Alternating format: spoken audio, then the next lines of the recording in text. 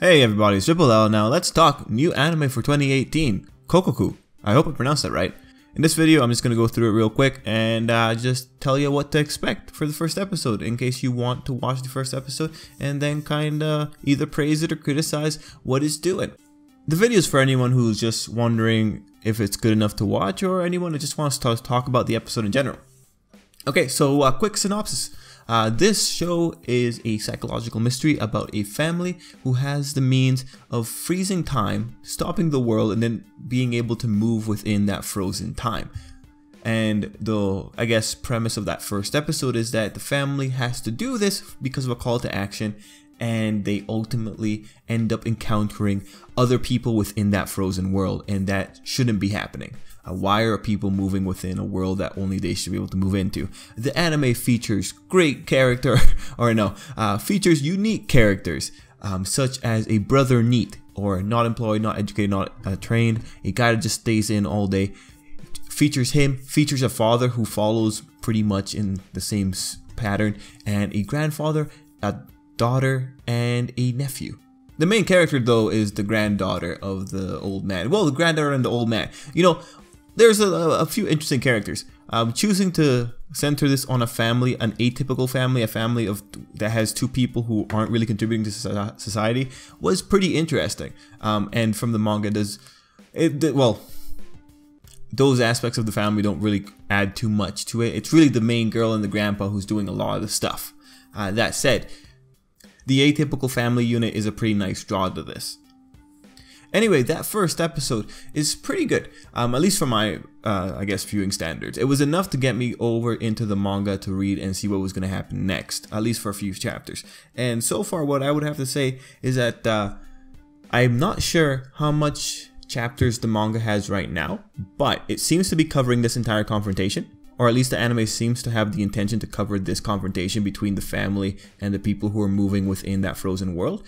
And in that case, I think this adaptation is going to be pretty good. It's going to be a nice self-contained story, and we're just going to be able to see the confrontation between these two parties and how it changes week by week.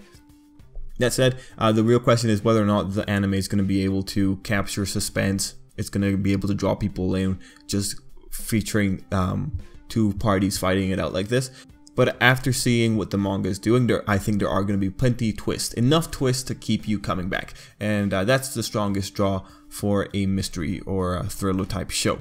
In this episode already, it's introducing a few cool concepts, and it's also showing how smart the show is. Or not smart, but rather it's showing that whoever wrote this kind of thought it out. Like, there is an instance in the episode where the father questions how they're able to breathe air in a frozen world, how there's no friction, how force works in this frozen world. They also make a mention of how if you lift a chair, the chair stays fixed in the air. You know, the fact that the show took the time to work out the little details, little logistics like that is pretty good. It pretty much tells the viewers that you don't have to worry about physics too much, just enjoy the premise of the show.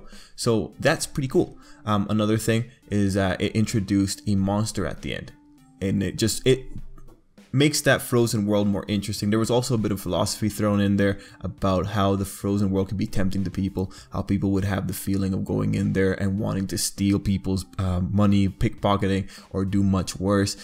So at the very least, it's showing that the show does think about the ethical questions, and as we see it progress, at least going off of what the manga has shown us, there's going to be some ramifications to just acting however you want in the world. And in this episode, we also see that there are certain abilities that you get within the frozen world that the family seems to have exclusive access to. So things like that make it a more interesting thing than just two parties fighting it out for whatever dominance they want within this frozen world. As the weeks go by, though, more details and more layers are going to be added on top of this to kind of flesh out like why characters are moving to certain ways, which is what you would expect from every show, but it's cool that it's going to happen relatively quickly for this one. And at least it's one of those things that you can count on the show or this story to give you those details. Let's talk about the main character. The main character is named Juri. It's the girl in the lab coat right here. What's most interesting about this is I think in the original manga she was not wearing the lab coat. Like, this costume design is one that's unique to the anime. In the manga, it seemed like she was just wearing this typical like house apron. So seeing her in this outfit, I'm wondering like what was the actual intention behind that from the studio, and the only thing I could think of, well, it's just because like seeing her lab coat, that reminds me of Steins Gate. It reminds me of the aesthetic from Steins Gate, and considering that this is a show about like that's kind of messing with time. I mean, you stop the world, you freeze the world, you're moving around in a frozen universe. I can't help but think maybe they took some inspiration from that. That said, you know, it's just a small design thing. It's just one of the most apparent differences from that from the manga. Anyway, Judy, her character doesn't super shine in this first episode. It's more of the grandfather's episode, and truthfully, as we go forward, we're gonna see that it's really gonna be, at least on the family side, Judy and her grandfather. In this episode, the call to action was Judy's family, specifically her brother and her nephew. Those two serve the purpose of being what get Judy into the world. And there might be more to that as we go forward in the anime. Over on the grandfather side, he seems to be the de facto leader of the family, and so he's the one that introduces us to the static world. So he's a useful character already. The father, he's going to be featured in the episode as well, but I do think it's going to be, I think the most compelling characters for this series on the family side are going to be Judy and her grandfather.